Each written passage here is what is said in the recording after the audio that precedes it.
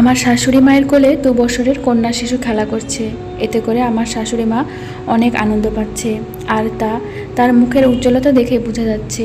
শিশুকন্যাটি পাশের ফ্ল্যাটের তানিশা আপুর। দূর থেকে তার মুখের হাসি দেখে মনের অজান্তে খুশি খুশি লাগছে।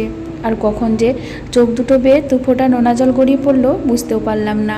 হঠাৎ আমার শাশুড়ি মা আমার দিকে দৃষ্টিপাত করলো আর গলা খাকারি দিয়ে বলল, কি হলো, তুমি এখন এখানে দাঁড়িয়ে আছো কেন? যাও, নিজের রুমে যাও আর জামা কাপড় প্যাক করে নাও। মা, না গেলে হয় না? এবারে ঈদটা এখানেই করি না? বিয়ে হয়েছে 4 বছর, এর মাঝে কোনো ঈদেই তুমি তোমার বাপের বাড়ি যাওনি। আমরা চাই এবারে ঈদটা তুমি তোমার বাবার বাড়িতেই করো। কিন্তু মা, আর একটা কথা নাও, আমি যা বলেছি তাই হবে। শাশুড়ি মায়ের কথার উপর কথা বলার সাহস আমার কখনোই ছিল না, আর না সেই দুঃসাহস কখনো দেখাবো। প্রতিটি মেয়ের ইচ্ছে থাকে ঈদটা তার বাবার বাড়িতে করবে, কিন্তু আমার যে আজকে সেই ইচ্ছেটা করছে না। একরাশ ভয় আর আতঙ্ক আমাকে গ্রাস করে নিচ্ছে। এই কাঠখড়া রোদে আমার স্বামী রেদওয়ান আমার রেখে চলে গেল বাবার বাড়ি, আর যাওয়ার আগে বলে গেল, নিজের খেয়াল রেখো। ডোরবেল চাপতেই বড় আপা এসে দরজা খুলে দিল। কেমন আছিস আপা? আমি ভিতরে ঢুকতে ঢুকতে বড় আপাকে প্রশ্ন করলাম। আমার আর ভালো থাকা, এই তো আছি আলহামদুলিল্লাহ। তুই হঠাৎ এ বাড়িতে? তার ছেলের সুরে কথাটা বলল বড় আপা।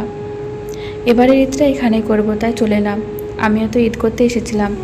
বড় আপার কথাটা শুনে মুহূর্তে আমার আত্মা কেঁপে উঠল।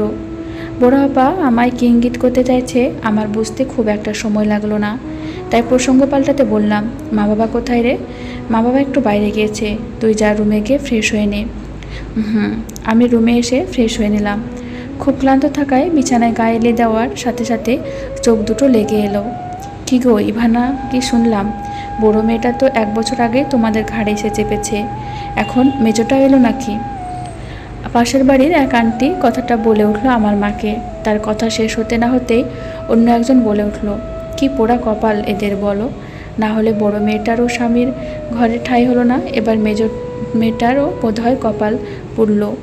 শুনুন ভাবি, কপাল পুড়লে আমার মেয়েদের পুড়েছে, এতে আপনাদের এত জ্বালা করছে কেন? রাইহা চল, এসব লোকেদের কথায় কান না দেওয়াই ভালো বলেই মা আমার হাত ধরে বাসার ভিতরে নিয়ে এলো। আমি রাইহা, জুবাইয়ে দীপ্তি, আর আমার বড় বোনের নাম নুসাইবা ইভানা। আমরা 3 বোন 1 ভাই। আমার ছোট বোনের নাম ইসরাত বিনতে ইসাহাক। বড় বোনের বিয়ে হয়ে গেছে, 7 বছর ফুরালো। তার কোনো সন্তান নেই, তাই তার শ্বশুরবাড়ির লোকজন তাকে উঠতে বসতে কথা শোনাতো। আর 1 বছর আগে ঠিক এমনও একটা ঈদের সামনে বড় আপাকে বাবার বাড়ি ঘুরে যাওয়ার কথা বলে রেখে যাওয়া হয়। আর তার কিছুদিন পরে আমার দুলাভাই বললে ভুল হবে, কারণ আপার সাথে লোকটার ডিভোর্স হয়ে গিয়েছে। ঈদের আগে আপাকে এ বাড়িতে রেখে যাওয়ার কিছুদিন পরে সে আর একটা বিয়ে করে নেয়। সেই থেকে বড় আপা এ বাড়িতে আছে। বাসার ভিতরে গিয়ে দেখি আমার ছোট বোন এসেছে, আর আমার ছোট বোনের কোল জুড়ে একটা 2 বছরের বাচ্চা খেলা করছে। ইসরাতের 1 ছেলে 1 মেয়ে। আপনাদের সাথে কথা বলতে বলতে ছোট বোনের ছেলে রাহাত দৌড়ে এসে আমায় জড়ে ধরে। খালামণি কেমন আছো? আলহামদুলিল্লাহ রাহু, আমি ভালো আছি। তুমি কেমন আছো? আমিও আলহামদুলিল্লাহ ভালো আছি। কিরে ইসরাত, তুই কখন এলি? এসেছি অনেকক্ষণ। তা তুই কখন এলি? আমি এসেছি 2 দিন আগে। তা বড় আপার মতো তুইও কি একেবারে এলি নাকি? না মানে বড় আপার মতো তোরও তো বাচ্চা হয় না। ইসরাত, তুই বোধহয় ভুলে যাচ্ছিস, তুই তোর মায়ের সামনে দাঁড়িয়ে তোর বড় বোনকে এই সমস্ত কথা বলছিস। আমি তো ভুল কিছুই বলিনি মা, ওরা দুজনেই তো বন্ধাই। তাহলে? ইসরাত কথা শেষ করার আগেই মা ইসরাতের গালে একটা চড় বসিয়ে দেয়। আমার ভাবতেও ঘৃণা হচ্ছে যে তোর মতো এত নীচ মানসিকতার মেয়েকে আমি আমার পেটে ধরেছি। মা, তুমি আমায় এই সামান্য কারণে মারলে? মারলাম। তোর যদি ভালো না লাগে তাহলে আমার বাড়ি থেকে চলে যেতে পারিস। ঠিক আছে, আমি চলেই যাব, আর কখনো আসবো না। ইসরাত, আমার কথা শোন প্লিজ। আপু, তুই আর কোনো কথা বলিস না। আজ যা হয়েছে সব তো তোর জন্যই হয়েছে। রাহাত আর সাবহাকে নিয়ে ইসরাত চলে গেল। মা নিজের রুমে চলে যায়। এখন আমার মনে হচ্ছে সব সত্যি আমার জন্য হয়েছে। আমিও নিজের রুমে চলে এলাম। কিরে, মন খারাপ? না, আমি সবই বুঝি রে। প্রথমে আমার অনেক কষ্ট হতো, কিন্তু এখন আর হয় না। আচ্ছা, সংসার জীবনে কি একটা সন্তানই সব?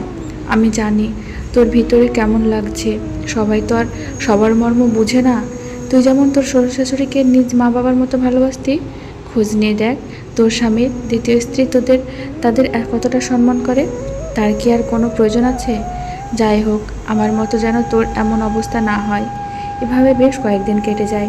ঈদও শেষ হয়ে গেল, কিন্তু আমার শ্বশুর শাশুড়ি কেউ একবারও কল দিল না। না চাইতেও ভয় আমাকে আষ্টে পৃষ্ঠে জড়িয়ে নিচ্ছে। সত্যি কি বড় আপার মতো আমাকেও একেবারের জন্য রেখে গেল? আমার ভাবনার মাঝে ডোরবেলটা টুম করে বেজে ওঠে। দরজা খুলতে এক অপরিচিত মুখ দেখা যায়। কাকে চাই এখানে? ঋপ্তিকে। জি, আমি ঋপ্তি, বলুন কি বলবেন? এটা আপনার একটা খাম, ধরিয়ে দিয়ে লোকটা চলে যায়। খামটা খুলতেই আমার সব কিছু ওলটপালট হয়ে যায়। মুহূর্তেই আমার মাথা ঘুরতে থাকে। আমি ভাবতেও পারছি না রিদওয়ান আমায় ডিভোর্স লেটার দিয়েছে। না না, এটা হতে পারে না। ঋপ্তি, ঋপ্তি, কী কথা বলছিস ঘুমের ঘোরে? সে কখন থেকে ডেকে যাচ্ছে, উঠিস না কেন? সন্ধ্যা হয়ে গেল, ইফতারের সময় হয়ে গেছে তো। হ্যাঁ, এখন বুঝতে পারলাম। দুপুরে রুমে এসে সেই ফ্রেশ হয়ে ঘুমিয়ে যাওয়ার বাজে স্বপ্ন দেখেছি। ঈদ শেষে আমি আবার আমার শ্বশুর বাড়ি চলে এলাম। তারা সবাই আমার চিন্তাকে ভুল প্রমাণ করে দিল। সব শাশুড়ি এক হয় না, সবাই সন্তান চায় না। কেউ কেউ ভালো একটা মেয়েরূপী বৌমা চায়। বাবার বাড়ি থেকে ফেরার 1 মাস পরে আমরা একটা অনাথ বাচ্চাকে লালন পালন করতে থাকি। অনেক দিন কেটে যায় মাঝখানে। এর মাঝে 1 বছর পরে আমার কোল আলো করে ফুটফুটে একটা কন্যা সন্তান হয়।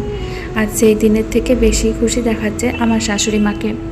সবাই কত খুশি, না হোক সন্তান তাতে কি? আল্লাহ কাউকে কিছু দিয়ে পরীক্ষা নেন তো কাউকে না দিয়ে। কত শিশুই তো আজকে মা বাবা হারিয়ে অনাথ আশ্রমে বড় হচ্ছে। তাদের মধ্যে থেকে কাউকে আপন করে নিলে তো সেই অনাথ বাচ্চাটাও একটা নতুন জীবন পায়, আর সাথে মা বাবা নামক বটগাছের ছায়া। সন্তান না হয় ডিভোর্সটাই সমাধান নয়, সমাধানটা অন্যভাবেও করা যায়। সেটা হোক না অন্য কারোর রক্তকে আশ্রয় দিয়ে, তাতে কী বা আসে যায়।